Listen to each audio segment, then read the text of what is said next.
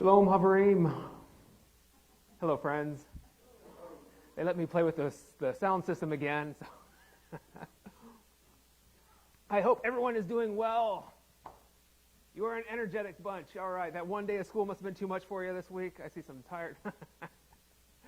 I don't know about you folks. It's been a weird week, and I've heard some weird stories. I even heard the story this week. Maybe you heard this as well. Did you hear about the guy who had an epiphany while he was getting dressed for church? No, you didn't hear about the guy who had an epiphany? Yeah, it turns out he became a changed man. No? Okay. Did you hear about the woman who had an epiphany in a U-Haul?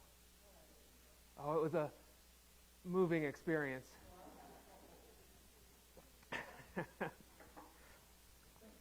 Yeah, well, it's good to see you on this day when we celebrate the end of the Christmas season. January 6th was the 12th day of Christmas. It's traditionally the day when you are to give your true love 12 drummers drumming. Anybody get 12 drummers? Not even one drummer. Okay, sorry. You did not have the ideal Christmas. But this is the traditional end to the Christmas season. 12 days after Jesus' birth, we celebrate the end of the Christmas season. And we give that a special name. Does anybody want to guess what the name of that end of the days of Christmas, the 12 days of Christmas? Anybody want to guess what we call that day? Anybody at all? We sometimes call we call that Epiphany. And today we are celebrating the Epiphany, and we are doing so by bringing gifts to Mary and Joseph and baby Jesus. And just a reminder, as some of you have already done, we are collecting items to give to families that are in need. And I just want to say, I saw who brought it in, so I will draw attention to them and embarrass them. Danny and Francis, you even brought yours in gift bags. That was awesome. All these items will go to the Valley Mission. We are having this baby shower for, I don't even know what I was going to call them by their last name, the what family? The baby Jesus family. So Epiphany, it's a weird word that we don't use too often, but we kind of know what it means. I mean, I noticed that not everybody laughed at my first joke, so it must mean that you don't really use this word real frequently. So Epiphany is simply a word. It comes from a Greek word, which is like epiphaneos or something like that. Won't make you say it. I know it's still early. But Epiphany simply means an appearance or manifestation. Sometimes we describe an epiphany as a revelation.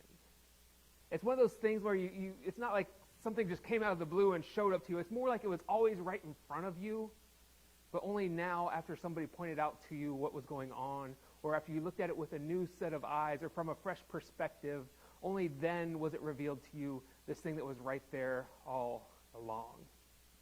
I realized this week, the last book of the Bible is Revelation. Thank you. And the word revelation simply means it was revealed. Like, oh, yeah. That's an epiphany. Epiphany was actually a word that was used by the ancient Greeks, and it was often used to refer to the dawn of a new day. When the sun would first pop up on the horizon and shed fresh light on the world that was always there, the world that was always before these people, this fresh light was shown, and they said it was an epiphany because you were seeing it as if for the first time, seeing it anew. Now, I tried to come up with some more contemporary ideas of how we might experience epiphanies, and I came up with that common meme, and maybe some of you have seen these memes, maybe you don't even know what a meme is, but you've seen these pictures online, and they say things like, I was today years old when.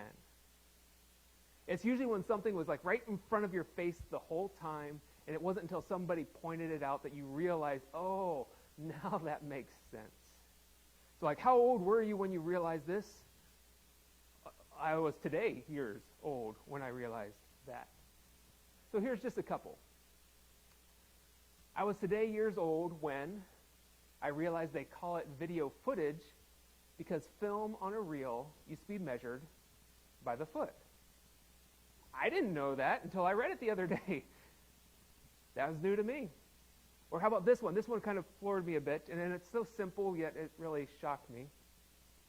This one says, I was today years old when I realized the symbol for division is simply a fraction bar with a placeholder for the numerator and the denominator. Look, yeah, exactly. I saw some minds blown out there. So like put 4 over 2. 4 divided by 2 is, or 4 halves is. 4 halves is 2. So this was an epiphany for me. I had never thought of it like that. I'm not sure if it was designed that way, but it seems pretty obvious now. And once you see it, you can't unsee it. These are epiphanies, things that were always right before our eyes, but they weren't realized until somebody pointed them out. It wasn't realized until new light was shone upon it. So we use this word to describe the arrival of the wise men. When they came to Jesus and they bowed down before him, they gave him gold, frankincense, and myrrh. And in this event, we see things anew. This wasn't just some baby born in a manger in a small city to these unimportant people. This was the birthday of the King of Kings, the Lord of Lords. And I saw this picture. It's maybe a little awkward and doesn't show up real great on the screen. But if it was a modern day arrival, if the Magi would have come today, this might have been the scene as they walked into Bethlehem. And if you can't tell what's going on there, the Magi are taking rapid tests. Obviously, you all have never had rapid tests. So what we're going to do today is we're going to look at this event. We're going to look at some of the background. We're going to look at some of the history. We're going to talk about what actually happens in the text and what is kind of just cultural or historical, what is believed about it but maybe can't be backed up. And I'm hoping that we can have a bunch of mini epiphanies. If you need to do the mind-blowing thing throughout, that's fine. We're going to talk about some of the historical things or the things that we think are traditional that we've been taught all our life. And I'm going to try to maybe debunk some of those because some of them maybe aren't as historical as we might like to think. And then we're going to move into what we actually can get from the scripture and what the point might actually be. So again, we're going to kind of be all over the place. For those of you that have some problems staying focused, a little ADD, you don't have to raise your hands. I know you, by the way, the fact that you're not looking at me right now. If you have problems staying focused, we're going to jump in and out a lot with a bunch of little epiphanies along the way. And it's not going to be the most practical sermon, but hopefully you can learn something today and take something home from this as well. All right, so let's start by asking some questions of this text. Why is Epiphany celebrated 12 days after Christmas? Well, I asked this question of myself as I was preparing for today. Why is Epiphany celebrated January 6th, and why do we do it then in the church, the following Sunday? We call this Epiphany Sunday. Why do we celebrate Epiphany 12 days after Christmas? So of course, I did some intense research, and I went to the almighty, all-powerful, omniscient Google, which never lets me down, except for this time. Because I searched for, why do we celebrate Epiphany 12 days after Christmas? And they said on the almighty Google, and if you haven't picked up on it, I use that like sarcastically. This Google told me we celebrate Epiphany 12 days after Christmas because that's when the wise men arrived. Okay, there's nothing in the text that tells us the wise men arrived 12 days after Christmas. So I did a little more research. I went through a couple commentaries, actual real research where it involves turning pages. And I couldn't find a good answer for why we celebrate Epiphany 12 days after Christmas. Why is there a 12 days of Christmas? Other than, somebody invented it to write a song? No, that doesn't make sense. The best thing I could come up with is that 12 is a very symbolic number in the Bible. We know in the Old Testament there were 12 tribes of Israel. In the New Testament, there were 12 disciples. And my guess is that somebody came along and said, hey, why not 12 days of Christmas? Well, we know that the likelihood that they actually showed up on January 6th, you want to guess the odds? Boom. You've been to church here before. There is a 1 in 365% chance, 1 divided over 365, that they actually showed up on January 6th. Even less of a chance on a leap year. And actually, when we do some more research, you look at the context in which this was written, it's very likely that the Magi, the wise men, didn't show up for another 2 years after Jesus' birth. Remember the story that after the wise men come and they have this vision after they meet Jesus, they are not to go back to Herod to tell him where they found the one born, the Christ. So they go home a different route. And we have the story of Herod killing the innocents at the end of Matthew chapter 2. Herod sends his soldiers out to kill every boy age 2 and under in the city of Bethlehem. So I did this kind of Epiphany movement. Did you see that? We find this in verse 16 of Matthew chapter 2. When Herod realized that he had been outwitted by the Magi, he was furious and gave orders to kill all the boys in Bethlehem and its vicinity who were 2 years old and under, in accordance with the time he had learned from the Magi. So the reason he killed all the boys under 2 years of age is because the star appeared 2 years before that. Now, it's actually possible that the Magi left 2 years before Jesus was born, and they traveled to Bethlehem. Even before Jesus was conceived, they started off on this trip. But it seems more likely that they came after he was born. It may not have been a full 2 years. It might have taken some time after they left before Herod said, "Hey, I've been duped." But it was a big gap of time. So it might have been as much as 2 years later before the Magi show up. It might have been January 6th, year 2 before they got there. And of course, it might not have been January at all. So we don't know why we celebrate Epiphany 12 days after Christmas, but we do, and that's fine. All right, the next question, where are they from? Tradition tells us that these men come from Europe, Asia, and Africa. Have you seen any depiction of the wise men before? Like if you have a nativity scene in your home, at least one of those wise men is probably a little bit darker in color. And here's just a scene from some random movie. I don't even know what it's called or where this is from, but when I Googled, again, pictures of the wise men, the first thing I found was a picture of Stanton Mennonite Church.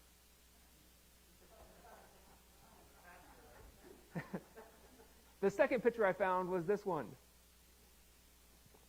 And you see that there are people of different ethnicities and different backgrounds. This person may be Asian or maybe European. This guy in the middle looks a little more Indian. The guy on the far side looks like he's from some African nation. So tradition tells us that they came from Europe, Asia, and Africa. And also within tradition, they are given names. Extra credit to anybody right now that can name the wise men. Ooh, Marlene. Got one? Casper, Melchior, and Balthazar are the names that are given to the wise men. Now, Danny read to us from Matthew chapter 2, the story of the arrival of the wise men. And does it say anywhere in there what their names were? Does it say which countries they came from? No, but you know what? I actually like this tradition. I like to think of them as coming from diverse places and coming from different backgrounds, different continents even, and coming together to worship Jesus. We aren't given their names. We aren't given their location of origin. All we know is they came from the east. And if you go far enough around east, you end up in the west. So we don't even know. The earth is round. All right, so we don't know what their names were or where they were from. How do we know they were men or even kings? So this, of course, it's not an original joke, but you've probably heard this before. We know that they weren't women. Or sorry, we know that they weren't men. You know how we know that they weren't men? Because they stopped for directions. And I realized as I wrote that joke down that nobody under the age of 18 will get that joke anymore. Because you've never lived in a world without GPS. And then my son's up here like, it used to be that men had this traditional, like, I don't even know what you call it, stereotype that men would not stop for directions. That's why it's funny. If you have to explain it, it's not funny. So we know that they were women because they actually stopped for directions. Actually, no, the flip side of that joke is, you know what? We know that they weren't women because if they were women, they would have brought diapers and casseroles and formula, practical gifts. But the reason that we call them men, well, first of all, we know there's more than one because the word is plural in the original text. And the reason we call them wise men is because that's what the King James Version calls them. I grew up reading the King James Version. That's what I was taught as a young man. And that's how King James chose to translate the word magos from the Greek into, actually they would have translated from the Latin, but they translated this word into English as wise men. Now, I don't have a problem with that translation. I probably usually refer to them as wise men because I think they were wise men. I mean, think about how they navigated all the way to Jesus. They followed a star.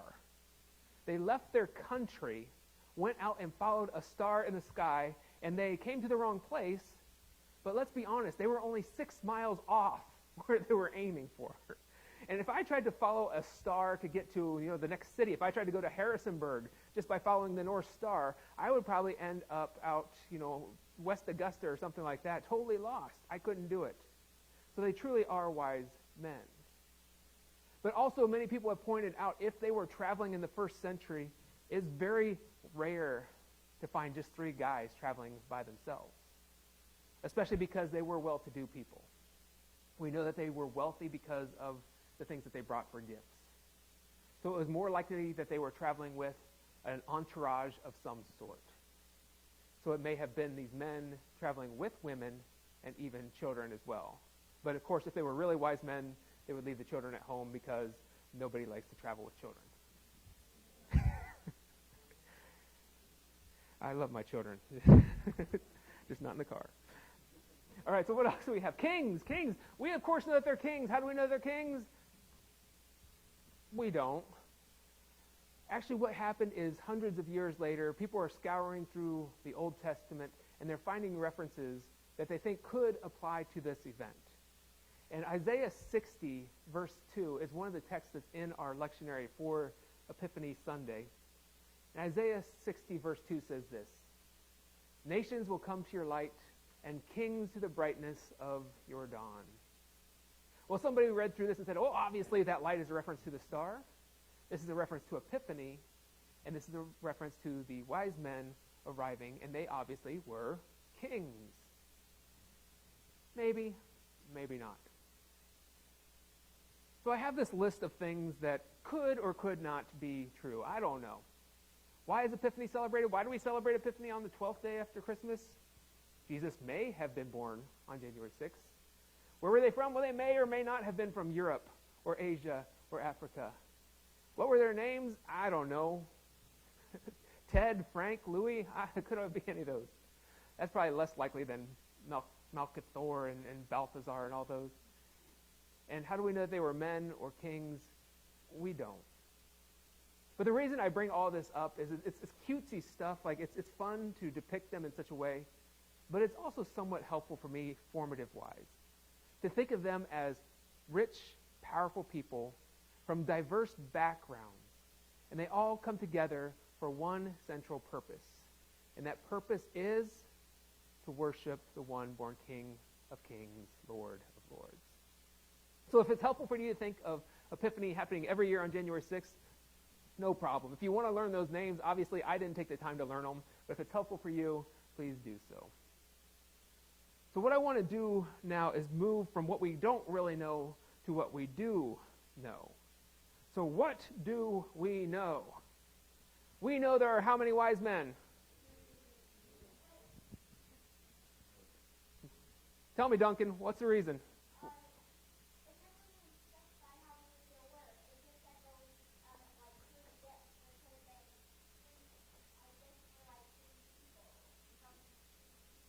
Right. It never says that there were 3 people. It says there were 3 gifts. And I imagine, I'm going to be that guy because I'm so cheap. Like, I'm traveling from another country to go visit this baby with my 3 best friends, and we show up, And my first friend's like, ooh, gold for you. The second one, frankincense. The third one, myrrh. And I'm like, nobody said we were doing gifts. Can you put my name on that card? Like, we don't know how many there were. Maybe he got multiple golds and multiple frankincenses. Frankincense? We don't know. But what we know is what Duncan said for us. We know that they brought 3 gifts. And that's why they're usually depicted as 3 wise men. And let's be honest, if you saw 4 wise men in a stable or a nativity scene, you'd probably feel a little off about that, wouldn't you? Tradition tells us 3 wise men, but we don't know. And also, since I'm trying to keep it a little bit light, I came across this one this week. I know that's a little washed out. It says, right, we've picked up the gold, the myrrh, and what on earth is that? All right, so we know that they brought these 3 different gifts. And there's different interpretations as to why they brought these 3 gifts. Because let's be honest, I mean, Christmas was just a couple weeks ago. Kids that are here today, how would you feel about getting some myrrh for Christmas next year? You want something? I got 1 thumbs up from Sarah Dell. How about some frankincense? Maybe some gold. How about that? No, these are like terrible gifts. Like, who wants frankincense and myrrh? Who knows what frankincense and myrrh are? I mean, the last time I gave a myrrh to a baby, like, they just wasted it. So it's a terrible, like, no, that's not even, that doesn't make sense. These are not gifts for a child. So there's different theories and different interpretations as to why the wise men chose to give these gifts. And I'd also say they must be important because Matthew makes sure to include these gifts in the text. Like, why would Matthew write this down if they weren't important? I mean, like I said, Christmas was 2 weeks ago. I mean, I've already forgotten some of the things that I got for Christmas. But Matthew wants to make sure that this lives in perpetuity, fun word to say. These live throughout time, that we know generation after generation what was given. So here's some different theories as to why these gifts were given. And as you've heard before, I think Paxton just referenced this, there's the finance their time as refugees theory. And I'm naming these. These are not official titles for these theories.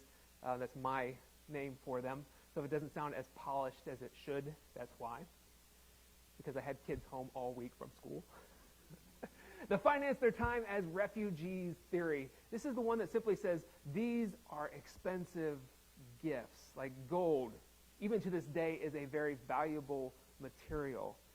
Frankincense and myrrh, even though we don't use a lot of those, we know that they are valuable.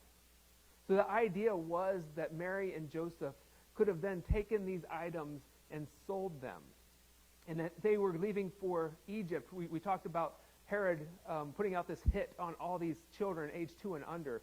Well, Mary and Joseph were political refugees, and they could have used that money to finance their time in Egypt.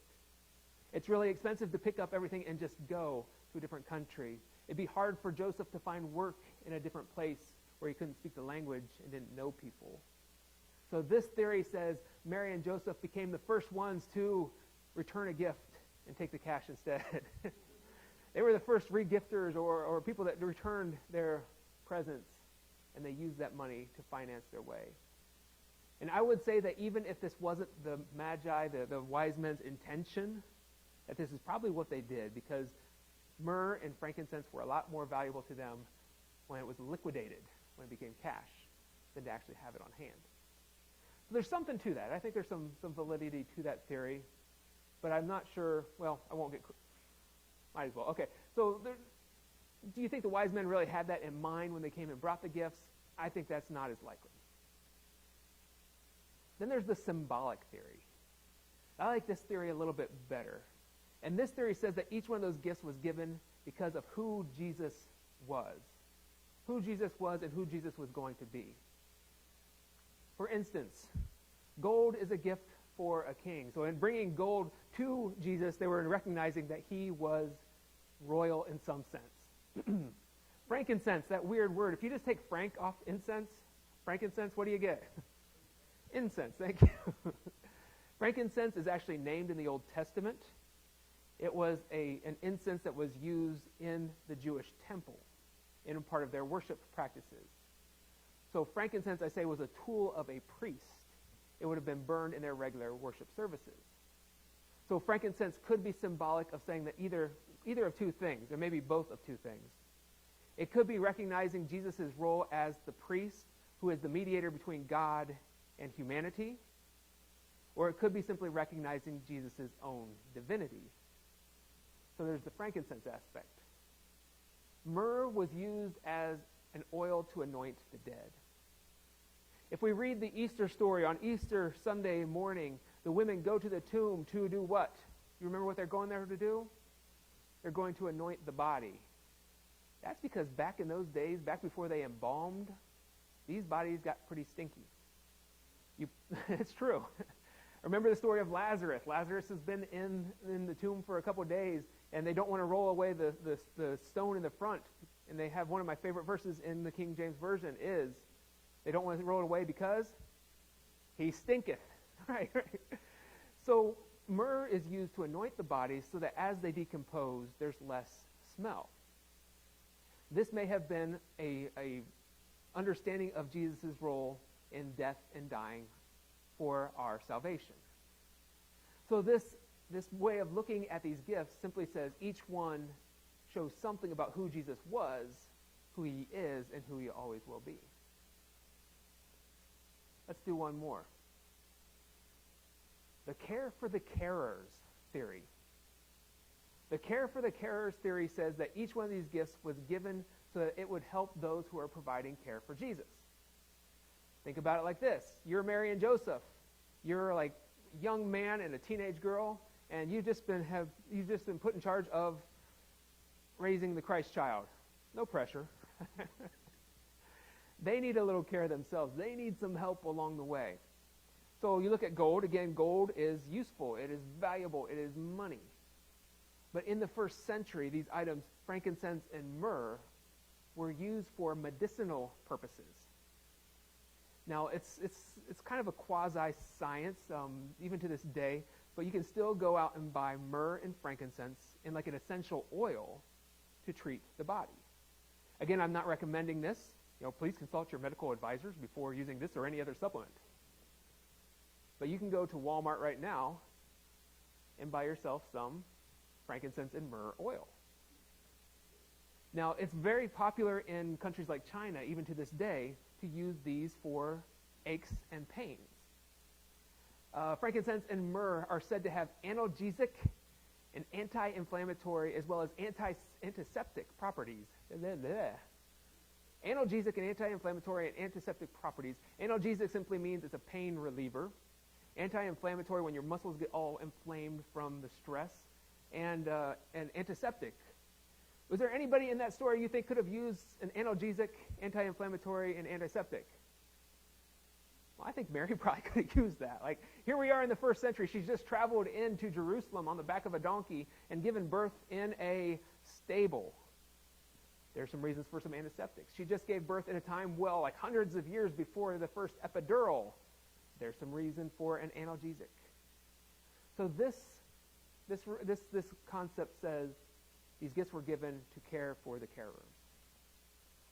Which one's right? I don't know. Maybe none of them. But I think all of them have a little truth to them. And holy cow, am I ever going to take a long time today. It's not a lovely day out there. You know where to go, right? All right. We need to shake it out a bit. I'm halfway through my notes. Let's stick with it. Okay, no, I'm further along than halfway. I saw everybody look back at the clock. All right, so I always want to come back to the question, what was the author's purpose? Why was this included in the text? And often we talk about Matthew's gospel as being the most Jewish gospel.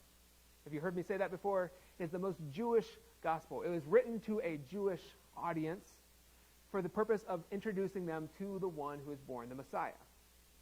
So if you read through Matthew's gospel, you find the most references to the Old Testament, especially the prophets. Time and time again, Matthew is drawing from these Old Testament passages and say, see this over here? This is how it connects to this event over here.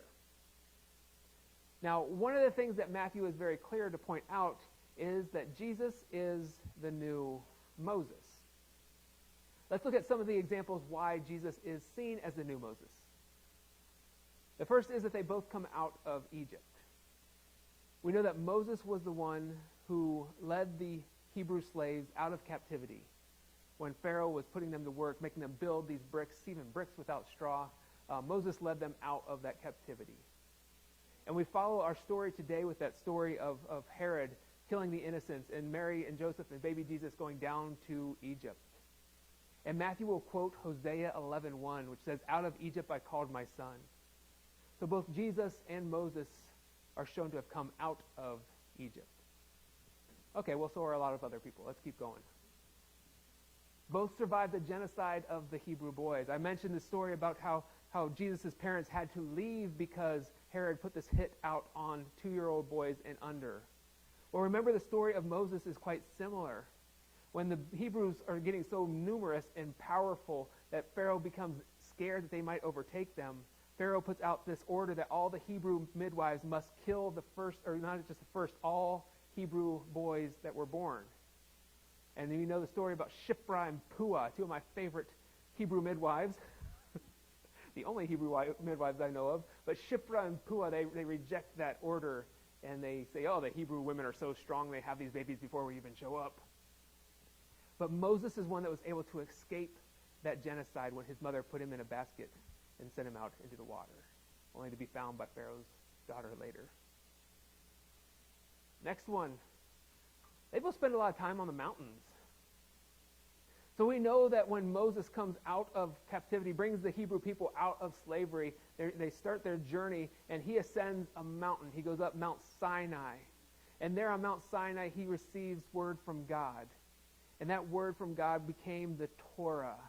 Some of that God chiseled down on the rock. That was the 10 Commandments. So Moses is having this conversation, this dialogue, this learning experience with God on the mountain. Then we turn to Matthew's gospel. We find Jesus also climbed a mountain or two.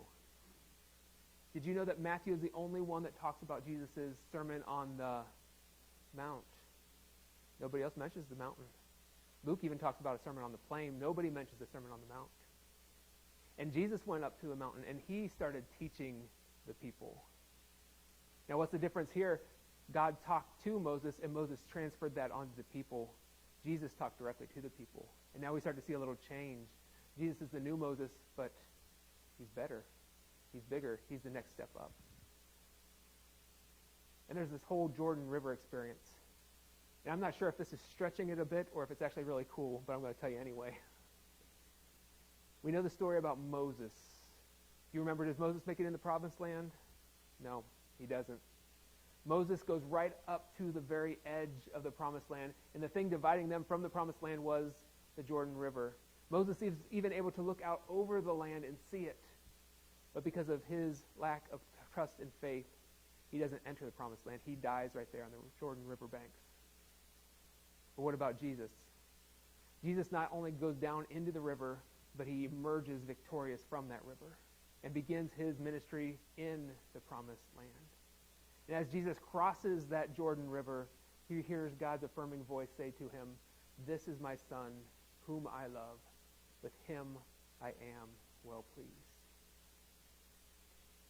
In Deuteronomy chapter 18, we are told that God will send a prophet like Moses. And Matthew shows that Jesus is just that. All right, let's do one more thing, and then we'll button it up for today. What about those magos?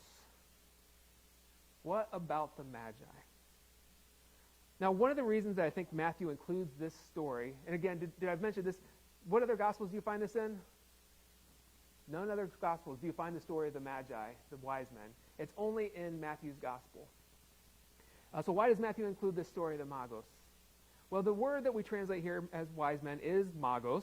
I'm working around this backwards. We anglicize this a bit, and we call them the Magi in English. But the word Magi is not only found in Matthew's Gospel. The story of the 3 Magi is only in Matthew's Gospel, but Magi themselves show up elsewhere in the Bible. For instance, in Acts chapter 8, we find the story of Simon the sorcerer. Go 5 chapters later, you find the story about Bar Jesus. And remember, Jesus was a popular name in the first century. It's like Joshua today. So it's a different guy. And Bar is the word that means son of. So son of Jesus This guy called Bar Jesus is said to be a sorcerer and a false prophet. Go to Acts chapter 19, and Paul is ministering in, I think it's Ephesians, and he talks about some who had practiced sorcery. Now, I lift up these verses because the word that's translated as sorcerer or magic or something of that nature in all these texts, anybody want to guess what that word is? It's magos. Now, each one of these individuals, Simon the sorcerer, Bar Jesus, the others who practice sorcery, they are all seen as outsiders. They are outside of the Jewish tradition. They are outside of the temple tradition. They're not allowed to worship within the temple because of their acts. So we have this story in Matthew's gospel. And remember, Matthew is the most Jewish of all the gospels. And they know that these magos, these magi, are outsiders. But Matthew tells the story of who's the first one to come and visit Jesus. It is the outsiders. It's the Gentiles, the goyim, the people like you and me. Remember that Jesus was born King of the Jews. We even find this in verses 1 and 2 of our text for today. After Jesus was born in Bethlehem in Judea, during the time of King Herod, Magi from the east came to Jerusalem and asked, "Where is the one who has been born King of the Jews? We saw his star when it rose and have come to worship him." How do they identify Jesus? As King of the Jews. Not our king, not the king. He's your king. But yet notice how they move from there. We have come to worship him. The story of the Magi, with all of its fun stories about gold and Frankenstein and myrrh and all of that fun stuff, all the cutesy imagery, all the pictures of people of different ethnicities and backgrounds coming from different countries, I think one of the most important things that we get out of this story is that people who were outside have now come in. People who were excluded are now brought close and given permission to worship. No longer is he your king. No longer is he just the king of the king, king of Israel or the Jews. He's the king of all kings, the Lord of lords, the one true God among us.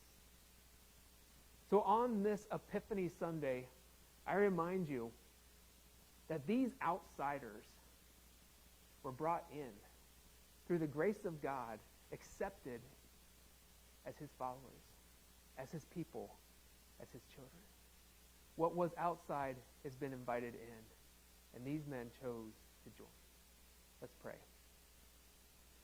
Loving God, thank you so much for the gift of the Magi, the gift of bringing outsiders in, the gift of opening the door to people who are not born a part of the tribe of Israel, the people of God, people who are born of different backgrounds and ethnicities, people from different nations and countries.